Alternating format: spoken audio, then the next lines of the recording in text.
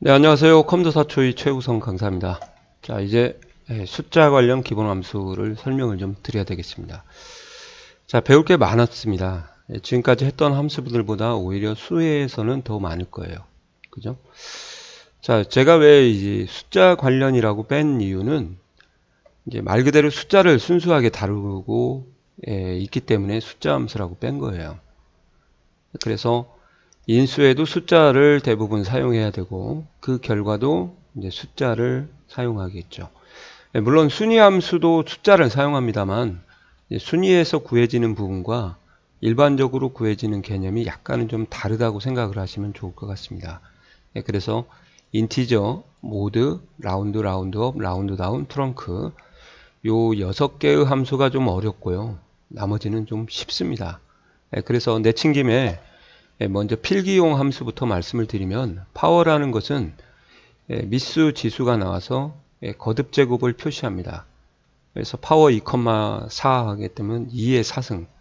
수학적으로 말씀을 드리면 저희가 이 꺽쇠 연산자는 이제 승수 연산자죠. 그래서 이 꺽쇠 4 해가지고요.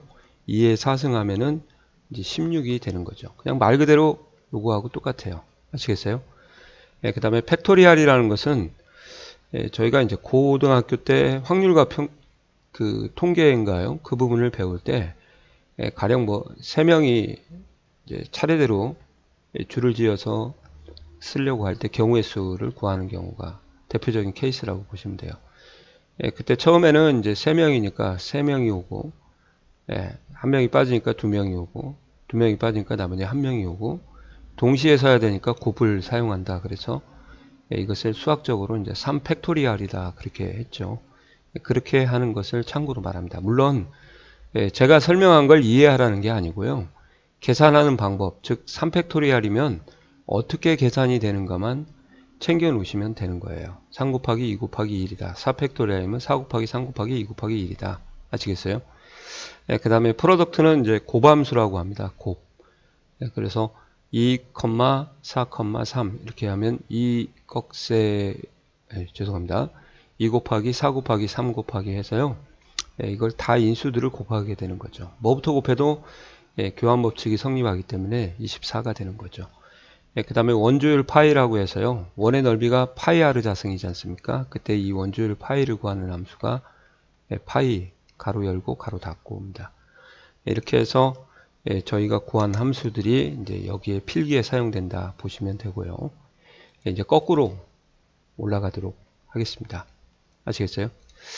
자, 거꾸로 올라가시면은 이제 처음에 배워야 될 함수가 이제 sqrt예요. 앞에서도 좀 많이 설명을 좀 드렸는데 말 그대로 양의 제곱권 루트를 구하는 함수입니다. 그래서 sqrt 25 하시면은 이제 이거하고 똑같아서 25에니까 5의 제곱이니까 없어져서 5가 되는 거죠. 아시겠어요? 이런 경우 여기는 이제 참고로 제가 루트 49를 썼습니다. 이렇게 하니까 7이 나오겠죠. 그 다음에 모드는 이 범위에서 지금 위에 있는 범위가 있어요. 범위가 이 범위를 보시고 작업을 해주시면 좋겠습니다. 이 범위에서 보시는 것처럼 가장 빈번하게 발생하는, 즉 가장 많이 등장하는 수를 말하는 겁니다. 그래서 3이 3번 나오기 때문에 여기에 3이 나오는 거죠. 아시겠어요? 그걸 우리가 최빈값이다 그렇게 얘기를 합니다.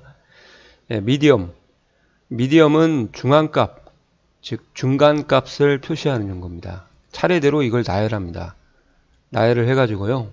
이제 3이 먼저 작으니까 3 나오겠죠. 그 다음에 5 나오고 뭐 7 나오고 이렇게 해서 한가운데에 있는 값을 표시를 하면은 7이 한가운데에 있기 때문에 3, 3, 3, 5, 7, 8, 9, 10이니까 7이 14에서 7이 한가운데에 있기 때문에 7이 나오는 거죠. 그래서 차례대로 나열로 가운데 값을 구하는 겁니다. 뭐 수학적으로는 참 개념이 어려운데 그냥 미디엄 범위만 잡아주면 되는 거죠. 이것도 마찬가지로 모드하고 범위만 잡아주면 됩니다. 자, 에버리지는 뭐 앞에서 잠깐 말씀드렸지만 평균이고요. 나누기 해주시지 않으셔도 됩니다. 그 다음에 썸은 이제 합이죠. 이 합을 구하는 함수고 SDEV는 이제 표준 편차라고 합니다. 표준 편차. 그러니까 이렇게 보시면은 이제 범위만 잡아주면 저희가 이제 여기에 대한 표준 편차를 구하는 거죠. 그 표준 편차에 대한 개념은 뒤에서 다시 한번 좀 말씀을 드리겠습니다. 구하는 건 되게 쉬운데요. 어떻게 활용하는 건지 조금만 제가 부연 설명을 드리겠습니다. VAR은 이제 베리에이션이라고 해서 분산을 얘기하죠. 분산이란 건 뭐냐면 표준 편차가 너무 작을 때 그때 표준 편차에 제곱을 해주는 게 이제 분산의 의미예요. 그래서 값이 작을 때 분산으로 편차들의 정도를 표시한다. 그렇게 보시면 돼요. 다시 한번 이 미디엄하고 표준 편차하고 분산은 설명을 드리겠습니다. 자, 앱솔루트라고 해서요. 수학적으로 얘기하면 절대값이라고 하죠. 저희가 기존의 수학에서 배울 때는 마이너스 7하면 양쪽에다 담을 쌓듯이 이렇게 해주는 것을 이제 저희가 수학으로 절대값이다. 그래서 절대적인 한 게 앱솔루트라서 ABS가 온 겁니다. 즉 음수를 양수로 표시해주는 함수고 양수는 그냥 양수로 표시해주는 거죠. 아시겠어요? 그 다음에 이제 맥스는 최대값이고요. 미는 최소값입니다. 그러니까 이 범위에서 최대는 14가 나오는 거고 이 범위에서 최소는 이제 3이 나오는 거죠. 그죠? 그리고 이제 중요한 것은 맥스는 꼭 숫자에서 최대 최소만 쓰는 게 아니고요. 시간으로 얘기하면 시간의 양이 많냐 적냐를 가늠할 수가 있습니다. 그래서 시간의 양이 가장 많으면 그게 가장 느린 거예요. 속도가 가장 느린 속도 개념을 좀 반비례를 해서 또 시간의 양이 가장 작다 그럼 가장 빠른 속도 시간이라고 했는데 그리고 이제 날짜에서도 말씀을 드리겠지만 날짜 값에서 값이 크면은 가장 최근 날짜가 되는 거고요. 값이 작으면 가장 오래된 날짜. 그러니까 꼭 숫자에만 이런 걸 쓰는 게 아니고 여기에 대한 개념도 파악을 해 놓으시면 좋을 것 같습니다. 조금만 늘릴게요. 이해가 가시나요? 그러니까 꼭 최대 최소만 연상을 하지 말고 이런 경우에도 저희가 맥스민을 써야 되는구나. 그리고 범위에서 이제 n번째 큰 값을 구하는 라지가 있고요. n번째 작은 값을 구하는 이제 스몰이 있습니다. 그래서 여기는 뭐냐? 세 번째 큰 값이에요. 이 범위에서. 그러면은 14가 가장 크고 그 다음에 두 번째가 19가 나와서 9가 나오겠네요. 스몰은 n번째 작은 값. 그래서 거꾸로 3이 가장 작고요. 그 다음에 또 3이 또 있기 때문에 그래서 3이 나오는 겁니다. 여기를 한 5번째 정도 한번 주면 될까요? 그러면 3 하나, 3 둘, 3 셋, 그 다음에 5 넷, 그 다음에 7 다섯 해가지고 이렇게 동점자가 있을 때는 같이 보여지게 되는 거죠. 자, 여기까지는 좀 비교적 수월하죠. 그럼 여기서부터는 조금 헷갈리는 함수가 이제 라운드는 반올림 함수입니다. 라운드업은 올림 함수고요. 라운드 다운은 내림 버림 절사 똑같은 말이고 트렁크는 뭐냐? 라운드 다운하고 똑같은 함수예요. 만약에 이제 이게 자격증을 하지 않으면 저는 굳이 라운드 다운을 안 쓰고 트렁크를 쓰겠습니다. 짧으니까. 그죠? 그리고 트렁크를 이해하면 좋은 게 어떻게 이해하시면 좋냐면 트렁크가 원래 이제 이종격투기나 아니면은 권투 선수들이 나고는 긴 7보 바지를 우리가 트렁크라고 하거든요. 화이트 트렁크, 블랙 트렁크 선수들을 구분하기 위해서. 그래서 긴 바지를 저희가 사가지고 싹둑 잘라서 버리잖아요. 그러면 반바지가 되니까 트렁크가 절사, 내림, 버림이다. 그렇게 이해하시면 좋을 것 같습니다. 사용하는 방법은 라운드 다운하고 똑같아요. 자, 이렇게. 근데 위치 번호가 나중에 추가적으로 제가 설명을 드려야 되기 때문에 2를 쓰게 되면 이제 소수점 첫째 자리라고 참고로 알고 계시고 작업을 하시면 됩니다. 그러니까 첫째 자리까지 표시하니까 둘째 자리부터 버림 처리하니까 1, 2, 3.4가 나오고요. 똑같죠. 라운드업은 이제 첫째 자리까지 표시를 하니까 5에서 올림 처리가 되니까 1, 2, 3, 4, 1, 2, 3.5가 되겠죠. 라운드도 5가 반올림이 되기 때문에 이제 이렇게 되니까 주의를 하시면 되겠습니다. 다음에 인티저 같은 경우는 이제 뭐냐면 인수보다 같거나 작은 정수를 중에서 최대 정수를 표시한다. 이렇게. 그러니까 만약에 인티저에 정수가 오게 되면요. 그냥 그 정수값을 같으니까 표시를 합니다. 2하면 2가 나오는 거고요. 만약에 저희가 2.7을 했다. 그러면 2007보다 작은 값들을 찾아요. 작은 정수를. 정수가 같지 않기 때문에. 그래서 2, 1, 0, 마이너스 1, 마이너스 2, 마이너스 3이 되겠죠. 그 중에서 최대값이니까 이제 2가 되겠네요. 그렇게 하는 게 바로 인티저. 그래서 123.456보다 작거나 같은 정수 중에서 같은 정수는 없으니까요. 123, 122, 121 쭉 나가겠죠. 그 중에서 123이 나오는 거죠. 이렇게 함수에 대한 정의를 정확히 좀 아셔야 됩니다. 그리고 모두는 앞에가 P재수, 나누어질 수, 나눌 수라고 해서요. P재수를 재수로 나누어서 나머지 값을 표시합니다. 나누어야 되는데 그 말이 빠졌네요. 그래서 이제 여기 보시면 9를 2로 나누면 나머지가 0.5가 아니냐 아니고요. 정수로 표시하기 때문에 1이고 만약에 8을 2로 나누면 나머지가 0이겠죠. 아시겠어요? 몫이 아닙니다. 이해 가시나요? 이렇게 해서 개론적으로 설명을 드렸습니다. 그리고 하나 더. 라지 같은 경우는 여기에 보시면은 이제 첫 번째 큰 값이잖아요. 그러면 14가 나오겠죠. 여기서.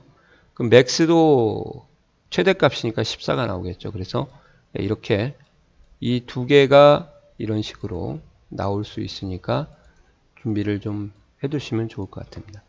무슨 말이냐? 시험에서 맥스를 쓰라고 하면 맥스를 쓰고 라지를 쓰라고 하면 라지를 써야 된다. 이거죠. 무조건 최대값이면 맥스가 아니고 어떤 함수를 쓰냐에 따라서 시험 문제의 결과가 달라지니까 채점이 달라지니까 주의를 하셔야 되겠습니다. 그러니까 시험에서 라지 나오면 라지 써야 되고 민 나오면 민 써야 된다 이 말이에요. 저는 열심히 맥스하고 민만 공부했더니 갑자기 요거 하면은 못 풀면 안 된다 그 말입니다. 이해 가시나요? 예. 자, 그 다음에 이제 함수의 특징 두 가지만 좀 설명을 드릴게요. 썸이나 에버리지나 맥스 민 함수는요. 이렇게 범위를 잡으면 숫자만 계산을 하고 문자나 논리값은 계산을 안 합니다. 그게 바로 이 넘버의 특징입니다. 아시겠어요? 그래서 얘 제외하고 더하니까 7이고요. 얘 제외하고 더해서 2로 나누니까 3.5가 되고요. 최대값은 5가 되고 최소값은 이렇게 2가 되는 겁니다. 아시겠어요? 예. 조심하시기 바랍니다. 참고로. 그 다음에 디비전 0이 나온 이 에버리지 함수는 이 안에가 비어 있으면요. 아무 숫자가 없으면 원래 에버리지의 정의는 전체 합을 나누기 전체 숫자 개수거든요. 그러니까 썸 나누기 카운트예요. 그래서 보시는 것처럼 카운트가 0이 되기 때문에 분모가 0이 돼서 디비전 0이라는 오류가 나오니까 조금 조심을 하셔야 될 것 같습니다. 이렇게 해가지고 조금 정리를 좀 해드렸고요. 이제 추가적으로 저희가 해야 될 것은 제가 볼 때는 요 함수들 정도만 이제 실습을 하기 전에 한번 보여드리면 될 것 같습니다. 추가적으로. 개론이니까 이제 잠깐만 기다리시고요. 이걸 한번 설명을 드리겠습니다. 자, 라운드 함수 계열하고 트렁크 함수 계열의 두 번째 인수의 비밀이라고 제가 썼는데요. 이렇게 라운드 함수나 트렁크 함수는 보시는 것처럼 인수가 두 개가 나옵니다. 그죠? 그래서 이제 수학에서는 뭐 467.5467을 뭐 소수부 둘째 자리에서 반올림해라 또는 10의 자리에서 반올림해라 그렇게 나올 수도 있는데 이제 이런 개념보다는 이제 저희가 아셔야 될 게 이것을 엑셀화 시켰을 때 과연 두 번째 자리에 있는 이런 부분들의 이해가 좀 필요하다 그 말이죠. 앞에는 숫자 값을 받으시면 돼요. 그래서 이 값을 찍어서 만약에 3을 썼다 그러면 3이 소수점 넷째 자리의 위치구나 그렇게 이해하시라는 거죠. 2를 쓰면 둘째 자리, 2를 쓰게 되면 첫째 자리, 0을 쓰게 되면 1의 자리 아시겠어요? 요 0은 좀 잘 챙겨 놓으셔야 됩니다. 마이너스 1을 쓰게 되면 10짜리 이렇게.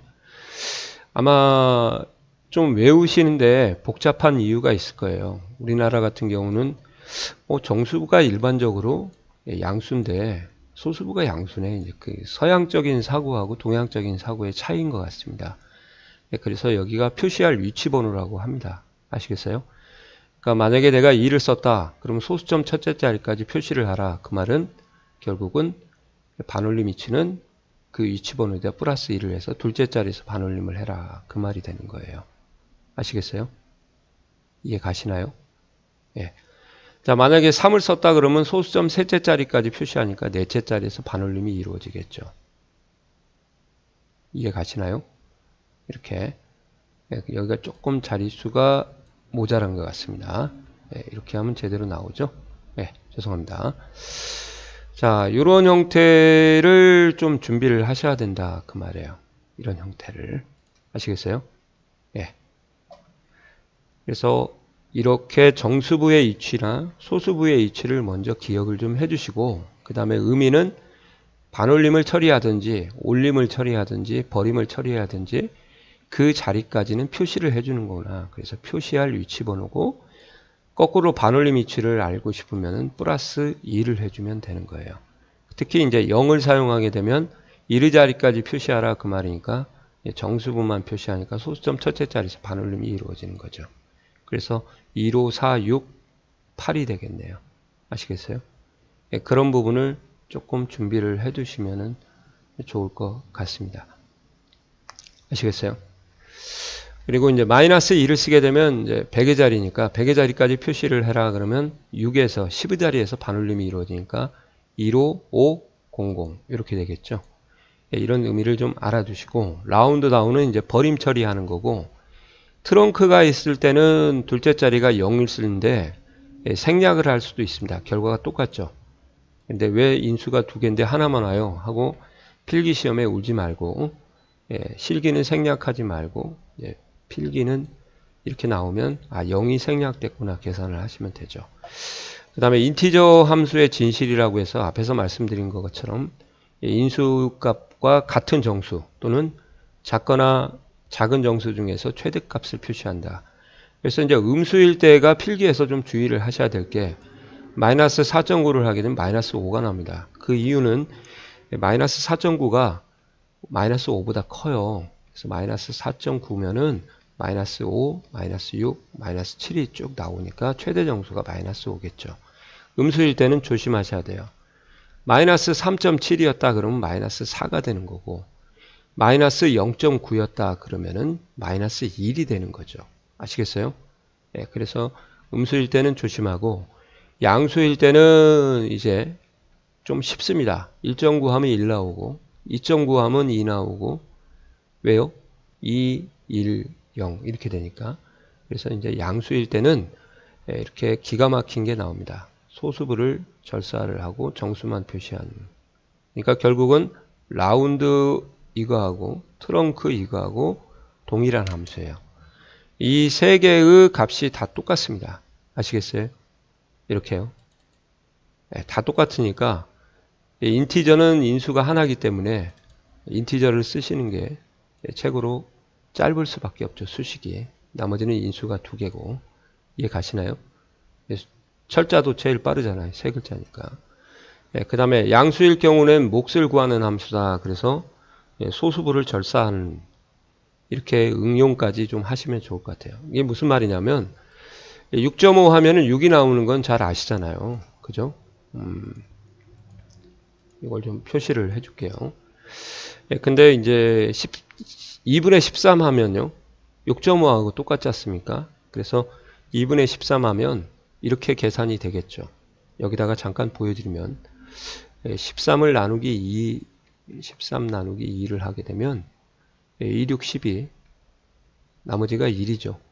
그럼 2, 6을 뭐라고 그래요? 몫이라고 하지 않습니까? 요건 나머지고, 얘는 제수, 얘는 피제수.